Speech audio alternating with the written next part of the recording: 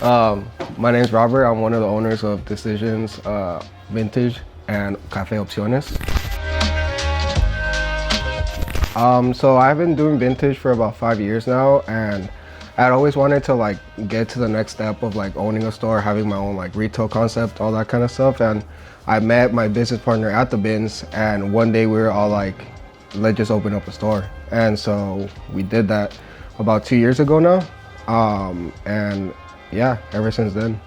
Now we have a coffee concept inside of the shop as well, and that happened about a month ago. And we just always had the idea of doing coffee and clothes, and we were kind of surprised that no one in Austin had done it before.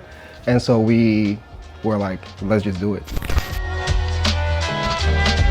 Early days was like spending like 12 hours at the bins here in Austin, every day. Like I remember the summer of like 2020 or 2021, whenever like the bins reopened, I was there every day from open to close, just like wanting to get like the next like big thing, big grail, whatever, how you want to say it, just to like level up and keep making more money, buy more stuff, all sorts of stuff like that. And doing a lot of pop-ups. There was a lot of, that's honestly how I got like pretty close to the community here in Austin, was from doing pop-ups. We did a couple at Revival Coffee, which is like down the street, at the Guad Vintage Market, somewhere like Passport when they started their store. And yeah, that's honestly how like we started like knowing everyone and like selling clothes, all that kind of stuff. And a lot. Like selling clothes isn't like a hard part, you know? Having a business, having employees, dealing with like all the overhead, that kind of stuff, that's probably been the biggest thing. You don't start a business exactly knowing how to run a business, and there's no like real like blueprint on how to run a successful business. Because for me, like I said, my dad was an entrepreneur as well, but it's not like he was like telling me, hey, you need this type of account, you need to have an accountant for this, you need to have like blah blah blah, all this kind of stuff. You figure it out as you figure it out, you know? Like every day it seems like something new comes up, and you just have to learn to be quick on your feet and to really think about how it's gonna affect not just you but other people that are involved in your business. I would probably say when we started making these hats, seeing like how many people really enjoy them and like wanted to go out of their way to buy them. We sold hats to Japan, to Dubai, to Australia, to like all over the world, and it really made me proud to think that people all around the world knew who we were and wanted our product that bad that they would like pay like crazy shipping and like, you know, wait like a month or whatever it would take to get the hats.